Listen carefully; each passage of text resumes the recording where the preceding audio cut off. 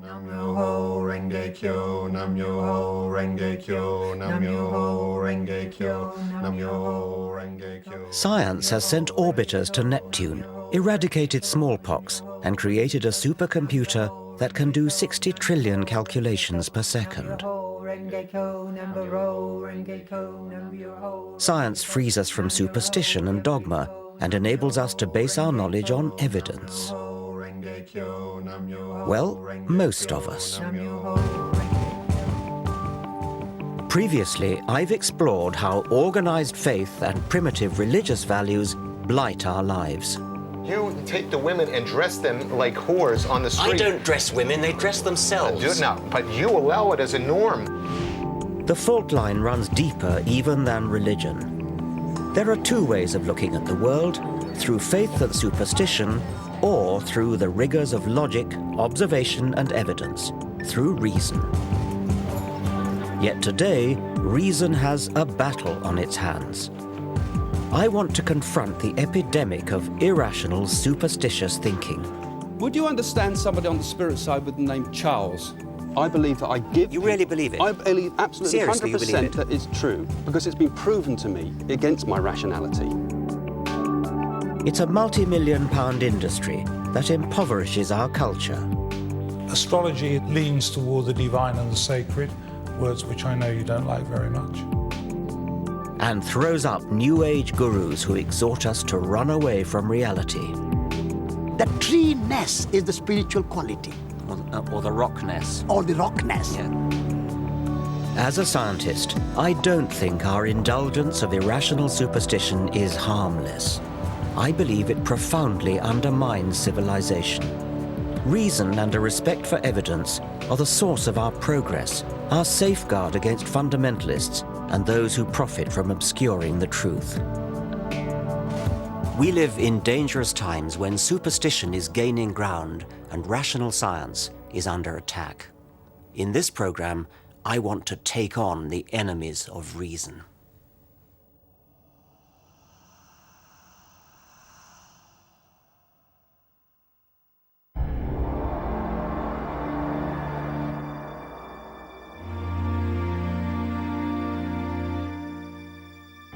"300 years ago, in the Age of Enlightenment, scientists and philosophers from Galileo to David Hume had the courage to stand up for intellectual principles and reason. The rational science they pioneered has given us tangible benefits. Everything from antibiotics to electricity, sewage systems to sat-nav. And it's not just material progress. Increased life expectancy, health and leisure provided by modern medicine and industrial technology have given more people more time than ever before to educate themselves, express their creativity, and ponder existence. And yet, into this better world that reason has built, primitive darkness is coming back, a disturbing pick and mix of superstitions. Where better to start my journey than a New Age fair? Hello, what do you do? What sort of readings do you do? All kinds. I do the tarot, Yeah. and then I also do the crystal ball. This is George. Hello. What can you do for me? All right, well, we can take it over a photograph. All right, I'd like that, yes. What do I do? Just sit on the throne there? Just take a seat, please. Shall I take my glasses off? Oh, what have you got here? Right, now, you have got a couple of spirit guides around you at the moment, because I think there's something in your life changing, but I think this is about you as well, being more comfortable with yourself. Now, what you have here is you have somebody in spirit who's really, really close to you, and they've got their arms around your neck. Well, that's very nice to know.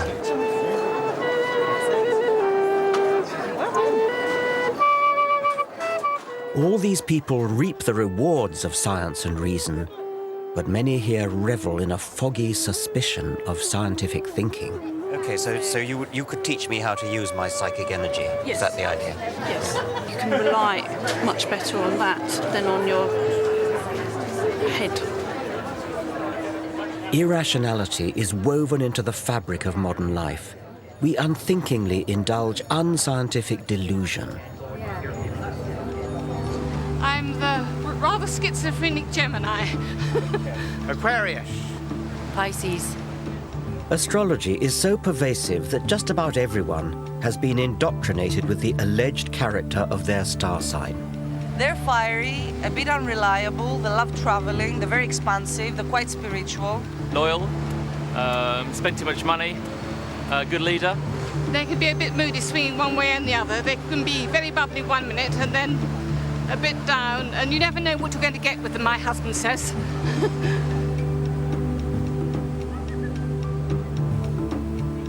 A full quarter of the British population claim to believe in astrology. That's more than believe in any one of the gods touted by religions. Day in, day out, astrological horoscopes get far more newspaper column inches than science. Amusingly, it falls foul of our modern taboo against lazy stereotyping. How would we react if a newspaper published a daily column that read something like this?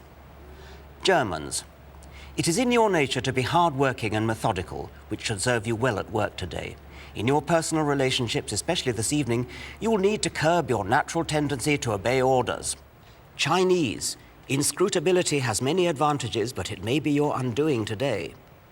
British, your stiff upper lip may serve you well in business dealings, but try to relax and let yourself go in your social life. And so on through 12 national stereotypes. Of course, the astrology columns are not as offensive as that, but we should ask ourselves exactly where the difference lies. Both are guilty of facile discrimination, dividing humanity up into exclusive groups based on no evidence.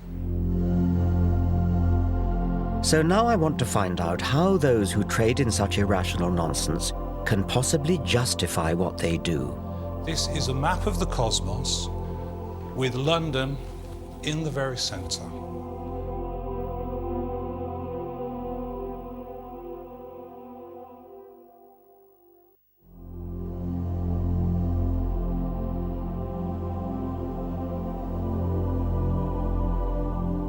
I always thought that by the 21st century, science and reason would have long since cleaned up.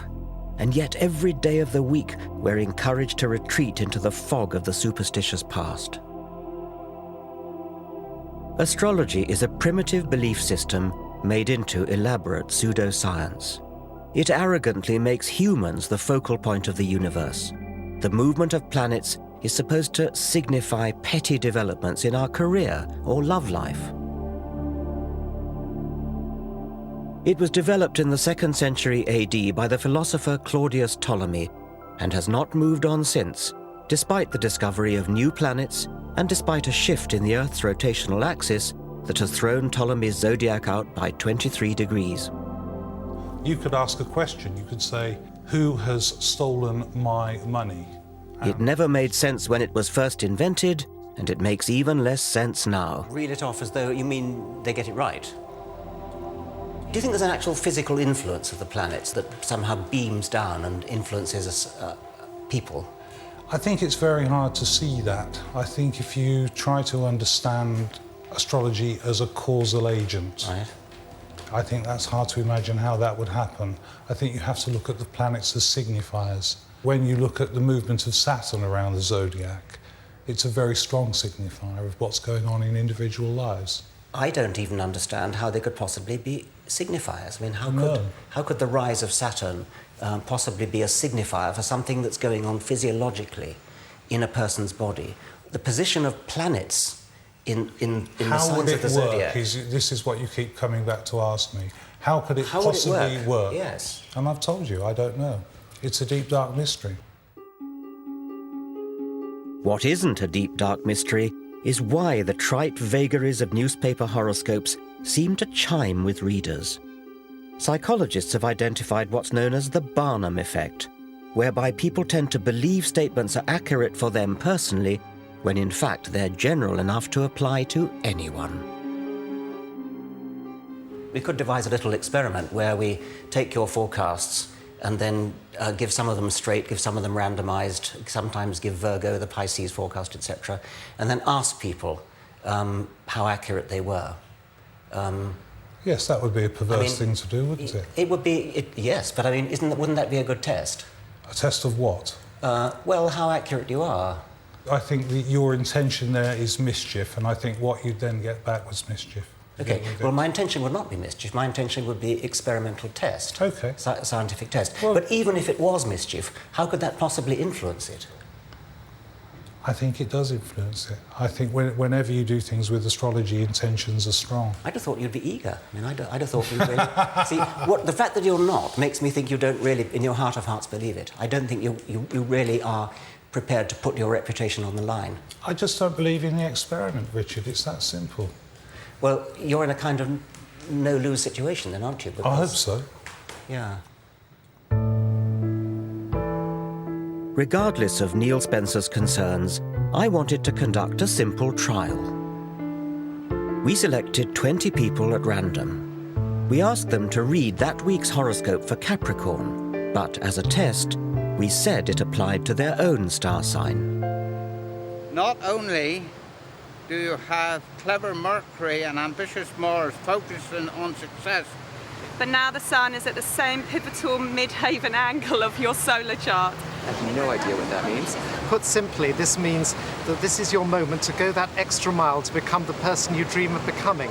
Remember, however, that there will be others who want what you have and will stop at nothing to get it. Astrologers say this should fit just Capricorn and not the rest. But what actually happened? Yeah, maybe. To be honest, I felt there's some Mercury energy this week because there's a lot of arguments around and a lot of bad vibes. Yeah, that kind of makes sense.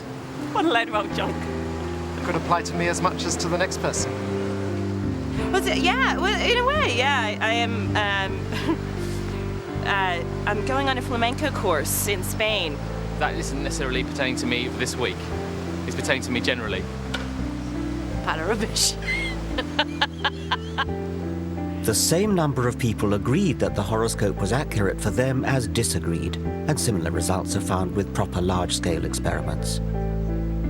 Technically, all but one of our group should have disagreed, namely our only Capricorn. Does it apply to you? Not at this moment, no.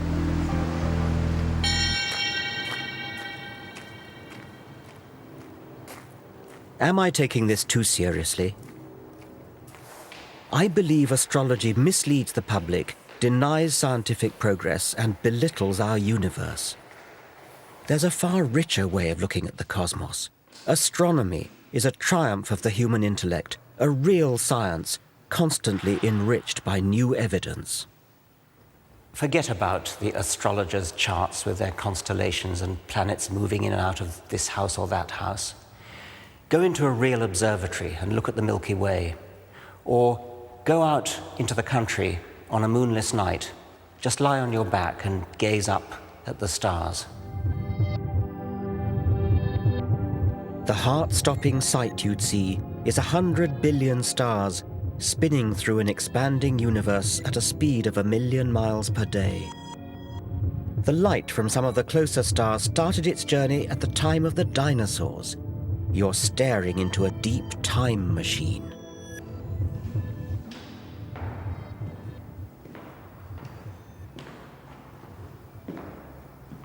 And yet, even as science unravels these natural wonders, our society is drawn to the slim pickings of supernatural belief. Half the British population now say they believe in paranormal phenomena. Over 8 million of us have owned up to consulting psychic mediums. What I want you to do, Richard, for me is just to pull me out 8 of them, please. Simon Goodfellow claims that, with these cards, he can use his psychic powers to tune in to the spirits of dead people around me. 7, 8. These voices from the past can apparently give him a glimpse of my future. Lovely, Richard, thank you.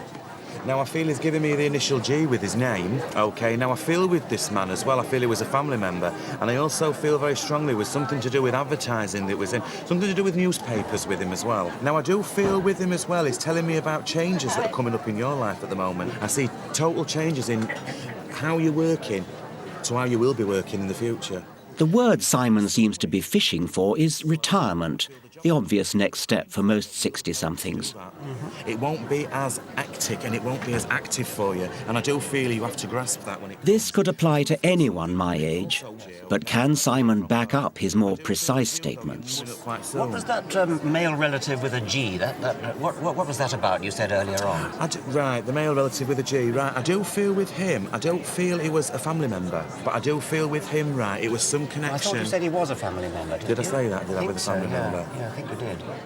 Right, OK. Maybe. Let me see if I can feel him here still. Yes, OK. Right, OK then. What I feel with him, right, I feel as though there was a lot of things. It was a very strong character. Another feeling he's giving me is it was very regimented as well, and I feel he served in the forces in some way as well.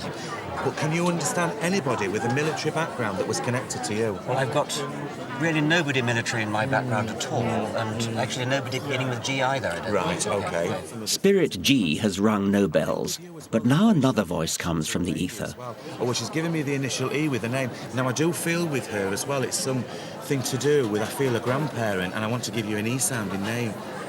My grandmother had a name beginning with E. At last, something I can identify with. E-sounding name. Yes. Tell me more about her. The lady, I do feel with her as well, she had a lot of cats.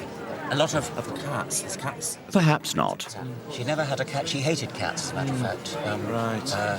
She liked dogs, but she hated cats. Well, I can understand. Not everybody, though. What you've got to also remember with this as well, not everybody can relate to everything that a reader will say. No. Not everybody. I mean, I've had people like yourself who have... Extraordinary claims require extraordinary evidence.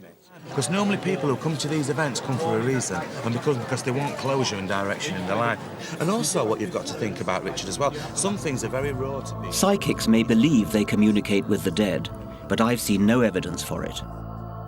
My concern is that for some people, this superstitious nonsense can be far from harmless fun.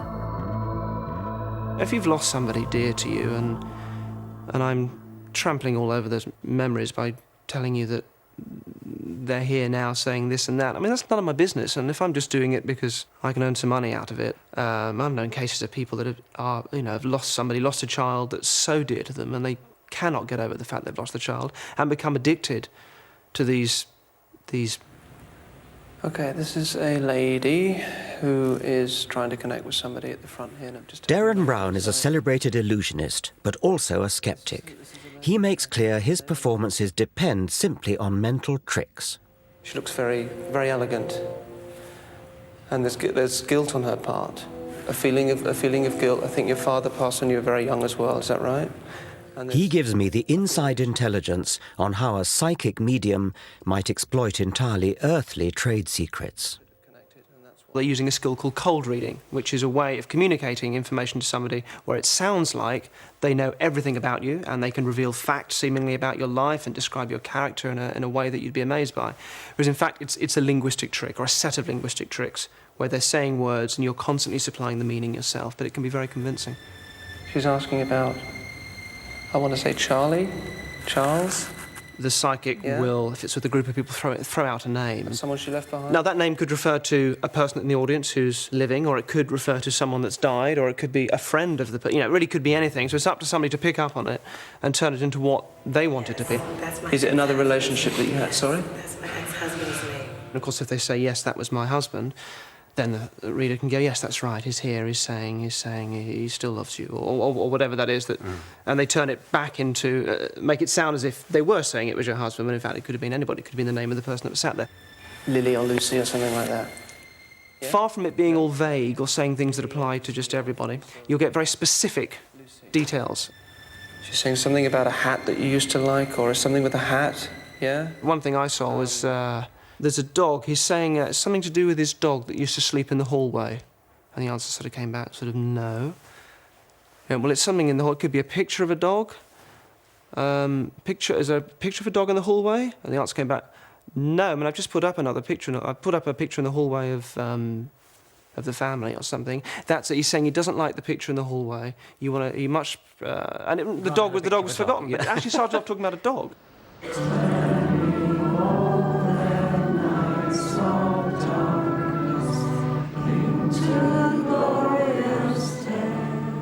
There's a network of over 500 spiritualist churches across Britain. Here, Tuesday night is séance night.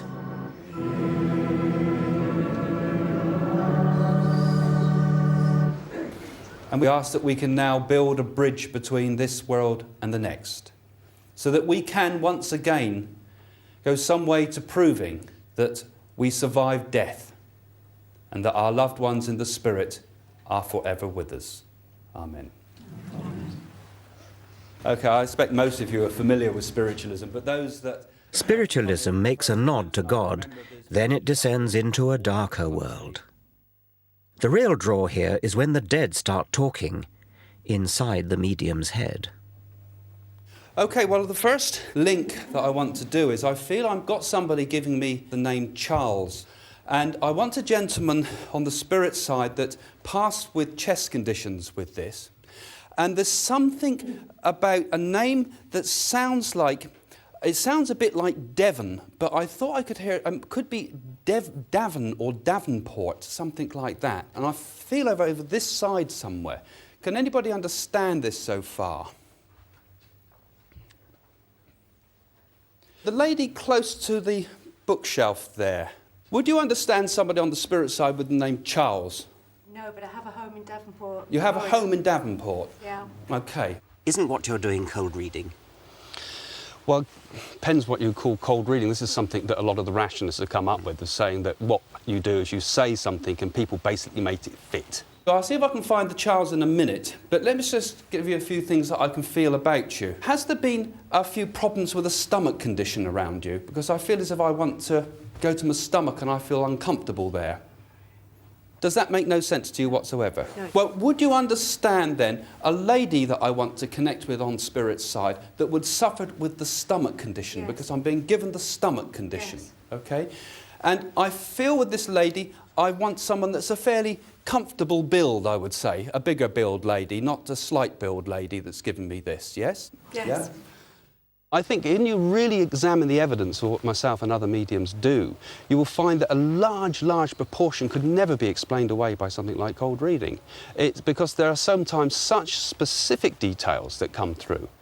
And I'm seeing like a painting, or a print it would be, of a painting that looks like a Stubbs painting. You know, the ones of the horses and the pigs and things like that? The lady in the white at the back there, I'm not around you, am I? Oh, I hate it when I can't find the link. Let me see if I think if I were talking to someone in the spirit world, I'd say things like, what's it like being dead?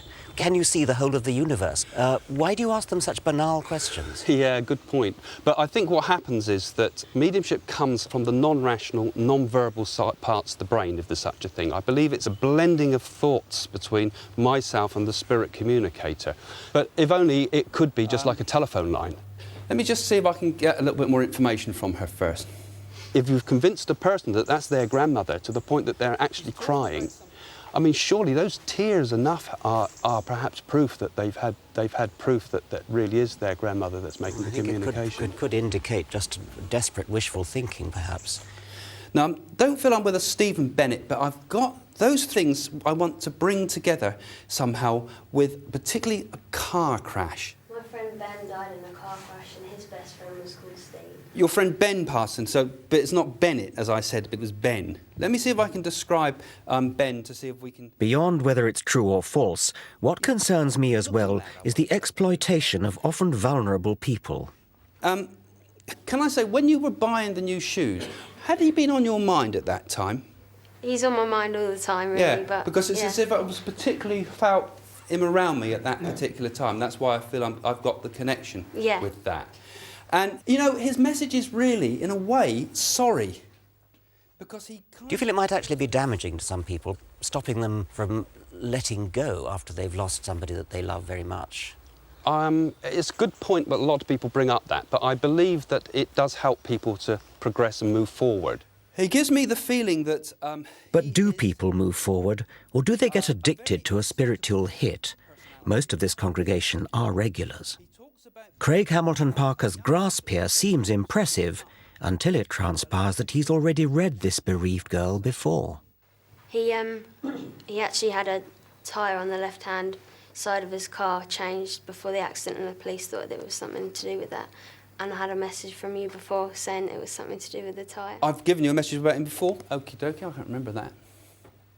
But anyway, I want to sort of feel his... I believe what I do is absolutely true. I believe that I give... You really believe it? I believe absolutely Seriously, 100% you believe it? that it's true, because it's been proven to me against what I believe is against my rationality. But it's been shown to me so many, many times that life continues. And personal proof that I've had that has given me proof of my father of continuation of spirit. I mean, incredible things that are so very personal and subjective, they're hard to argue a case for. But for me, it's been life transforming. And I believe, as I was helped, I can help others.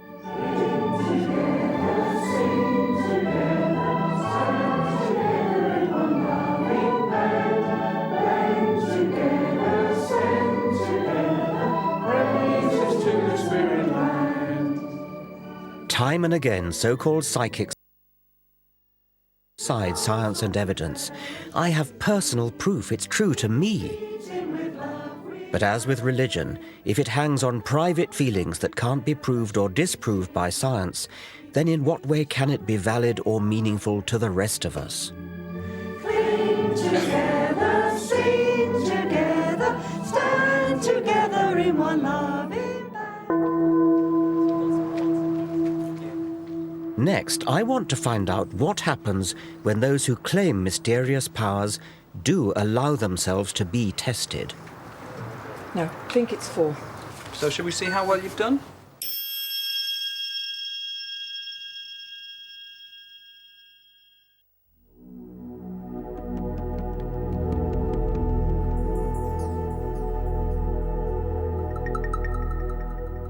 I want to show how scientific reason is always the best way to look at the world and explain the dangers of superstition. I'm often asked how I know that there isn't a spirit world or psychic clairvoyance. Well, I don't. It seems improbable, but unlike the fixed worldviews of mystical faith, science is always open to new possibilities. Scientists test and retest evidence, refreshing our understanding of reality.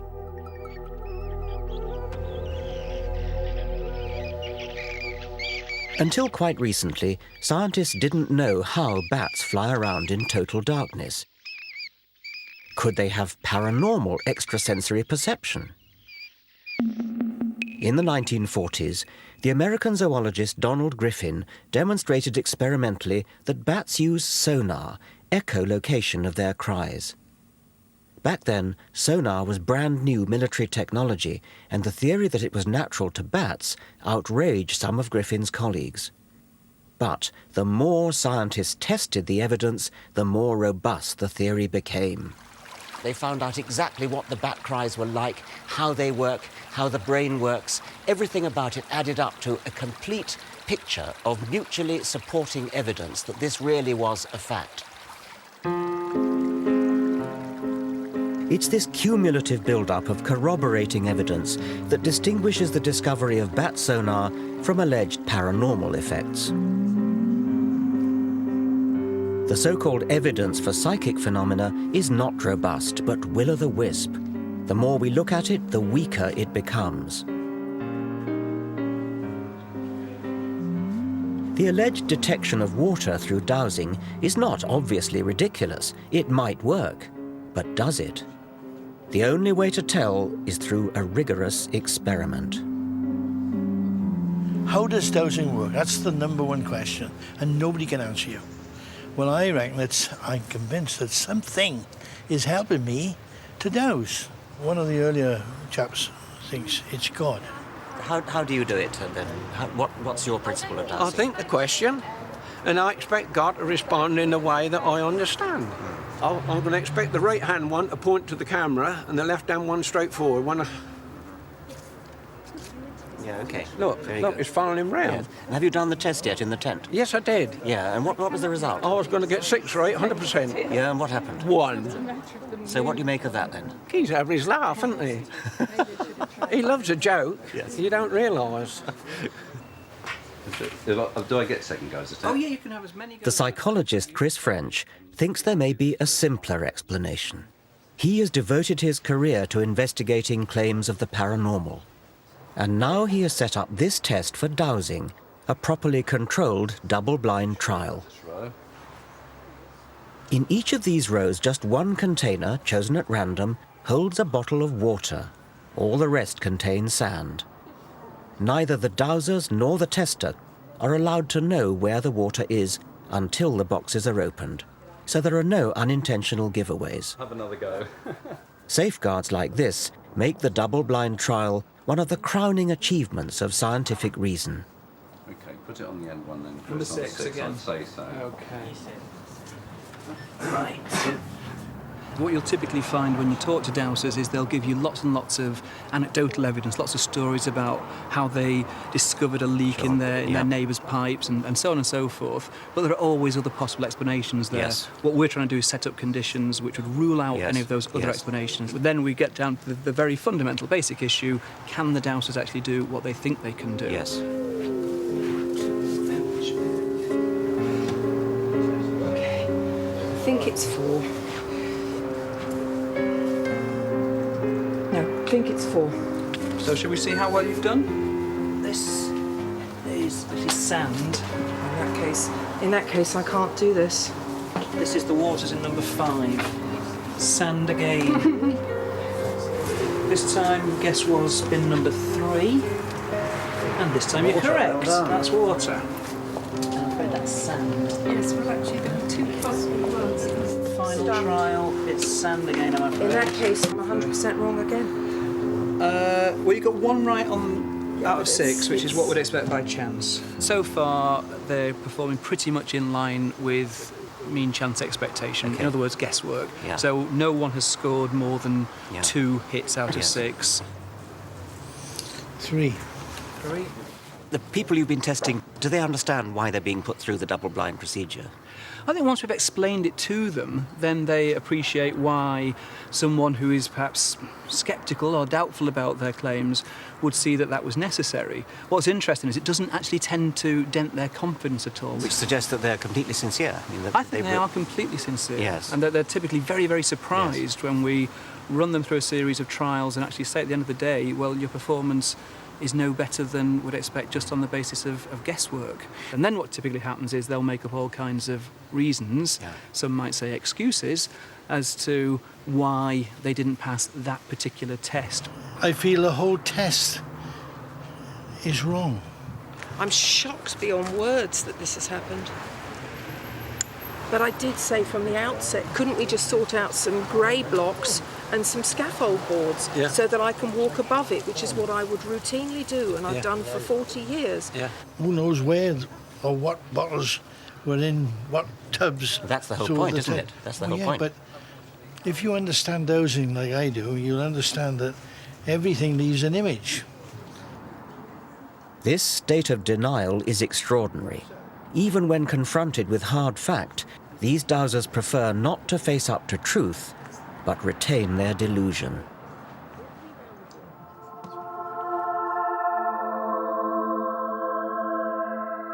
Rather than adapt to evidence, many of us, it seems, remain trapped in ways of thinking inherited from our primitive ancestors. Irrational belief, from dowsing to psychic clairvoyance, has roots in early mankind's habit of attributing spirit and intention to natural phenomena such as water, the sun, a rock, or the sea.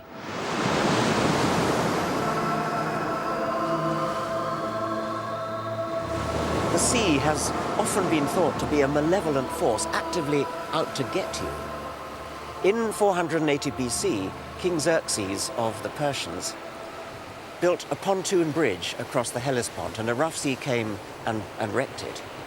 And King Xerxes was so furious that he sentenced the sea to 300 lashes.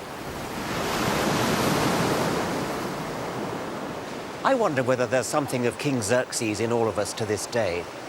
We don't want to believe that things just happen. We want to believe that there's some kind of deliberate intention behind everything, even where inanimate objects are concerned. And perhaps that is the key to humanity's belief in the supernatural.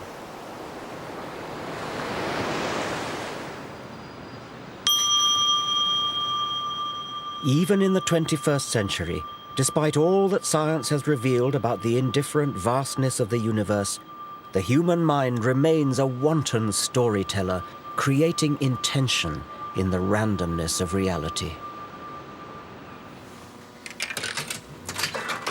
The delivery of rewards by a one-armed bandit is determined at random. But many gamblers want to think that what they do can increase their chances of winning the jackpot. They stand on one leg or wear a lucky shirt. Are these superstitious behaviors a byproduct of our evolution? All wild animals have to be kind of natural statisticians, looking for patterns in the apparent randomness of nature when they're looking for food or trying to avoid predators. There are two kinds of mistakes they can make. They can either fail to detect pattern when there is some, or they can seem to detect pattern when there isn't any, and that's superstition.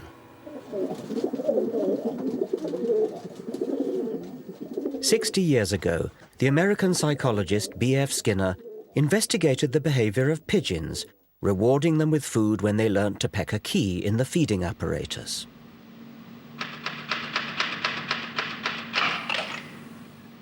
But then Skinner set the apparatus to reward the birds at random. Now the pigeons just had to sit back and wait. But that isn't what they did. Instead, the majority developed what Skinner called superstitious behavior. When an individual pigeon, for example, happened to look over its left shoulder, and the reward mechanism just happened to click in at that point, it would have got the idea that it was looking over the left shoulder that had got it the reward, so it tried it again.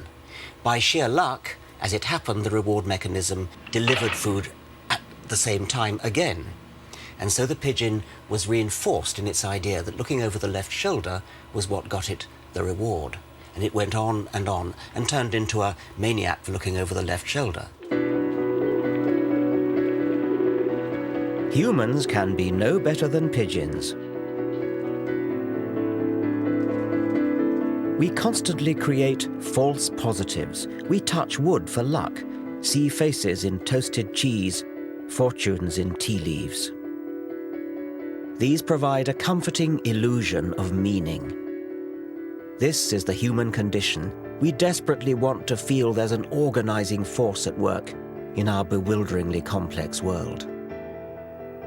And in the irrational mindset, if you believe in the mystical pattern you've imposed on reality, you call yourself spiritual.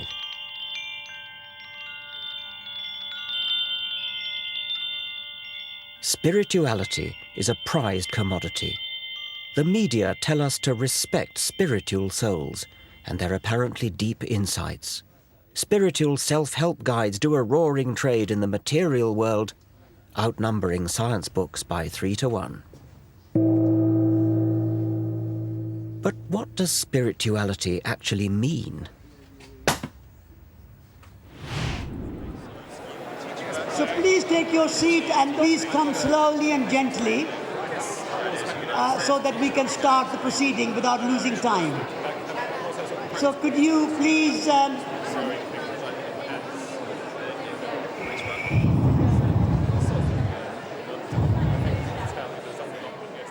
Satish Kumar is the editor of Resurgence, an ecological magazine at the sandal-wearing end of the Green Movement, and he counts amongst his many fans Prince Charles and the Dalai Lama. I represent the entire history of evolution. I was present in the beginning, the first Big Bang, and I'll be here for billions of years to come. But isn't Satish's spirituality just about imposing yet another superstitious false positive? World is made of two elements. One element is visible element. The other aspect of creation is invisible dimension, things we cannot see. So what is that element which is invisible? I call it spiritual. When you go in a room, you say, there is a good feeling here. There's a spirit of the room. Well, now you've changed to something rather different. The spirit is very big and very holistic and very inclusive word. It is not defined in a one particular way.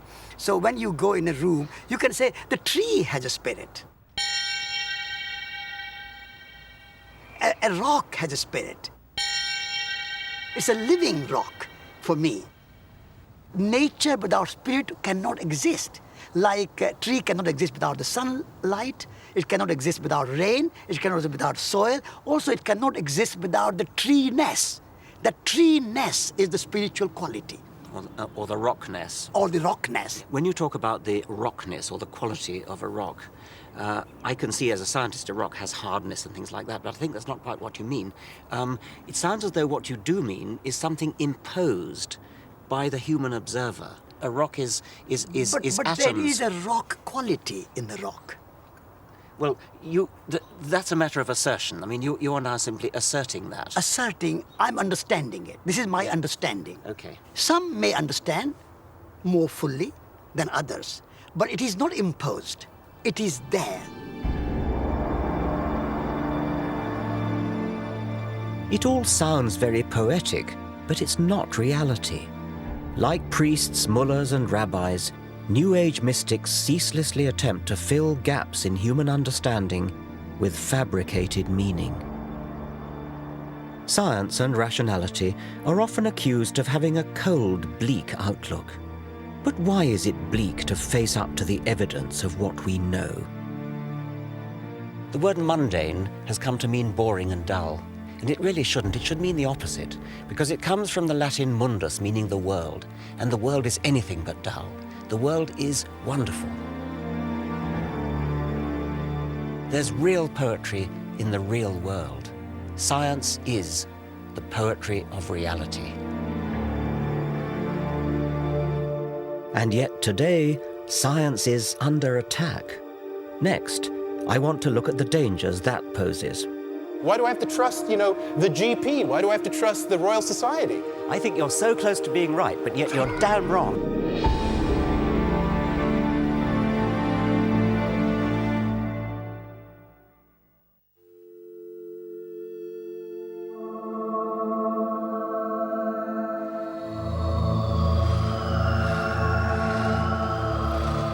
In the last 50 years, science has put a man on the moon, cloned a sheep, decoded the human genome. And yet, sadly, the white heat of the 1960s seems to be treated as a white elephant today. What colour do you see, guys? In the thing, it looks multiple. Okay, it's blue, yellow, and that's it. A prejudice against science is evident in schools. Physics A-levels have halved in the last 25 years, chemistry fallen by more than a third. University departments are closing all around the country. And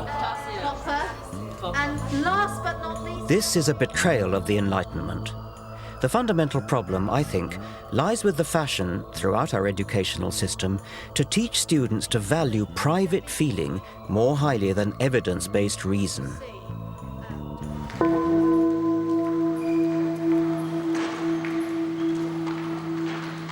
This is rooted in the postmodern relativist agenda. For relativists, scientific truth is just a patriarchal Western orthodoxy that, like the old Roman Catholic Church, stands in the way of other equally valid outlooks on the world. With things like the paranormal, the drive for alternative medicine, all these kinds of movements away from the orthodoxy in science, I see it a lot as like the Protestant Reformation was vis-a-vis Roman Catholicism. Internet, in a way, is kind of functioning as a kind of information source, very much like the printing press did in the 15th century and 16th century, that is in a sense empowering people to sort of look up stuff for themselves in terms of different kinds of treatments and things like that, and in a way not trusting the experts anymore. And well, look, why do I have to trust, the GP? Why do I have to trust the Royal Society? I think you're so close to being right, but yet you're damn wrong. You're absolutely wrong. I would like to take that ball and run with it in a different direction. Yes, we want to question authority. We don't want to say, because this person is the president of the Royal Society, therefore what he says is right. We've got to go back to the evidence and find out what is actually true. The problem is, of course, people may look at the same evidence and then reach a somewhat different conclusion from what the head of the Royal Society reached.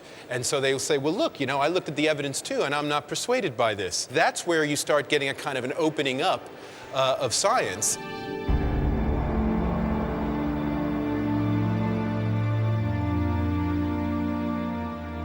Steve Fuller is of course right that the internet is revolutionizing how we use and consume information. But the impersonal algorithms of internet search engines do not weed out robust evidence from unsourced, uncorroborated assertion. Wikipedia World presents both great opportunity and huge danger. Paranoid conspiracy theories circulate unchallenged. Sometimes they're relatively harmless, like the rumor that NASA faked the moon landings, which is a bit of a joke because the evidence for going to the moon is so strong. But how about the malicious and utterly unfounded rumor that 4,000 Jews were tipped off by Israeli agents not to go to work in the World Trade Center on 9/11? It's one of the nasty lies circulating as truth in the blog community of racists and religious fundamentalists.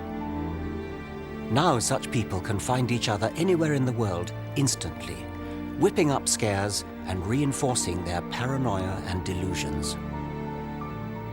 As evidence is devalued, even medical progress has become a target. Her lungs had gone into spasms. She was vomiting. Hundreds of families blame the MMR vaccines for autism, brain damage and meningitis.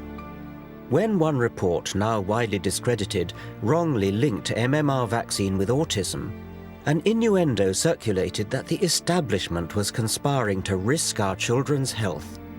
It led to hundreds of thousands of parents failing to protect their offspring from the threat of measles, a serious disease that, in Afghanistan, kills 35,000 people a year. This is the world of private hunches and no respect for evidence. Reason has built the modern world. It is a precious but also a fragile thing, which can be corroded by apparently harmless irrationality. We must favor verifiable evidence over private feeling. Otherwise, we leave ourselves vulnerable to those who would obscure the truth.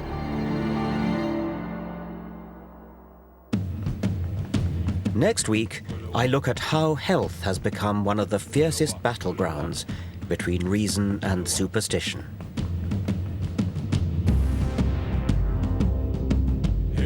Starting next on E4, a telling word association test for the Big Brother housemates. And More 4 is getting to the heart of Britain's childhood obesity problem in Supersized Kids. Film 4's showing Pitch Black, the cult sci-fi movie that shot Vin Diesel to fame. Here on 4, how far have 3 children who came to Britain 2 years ago embraced their new home?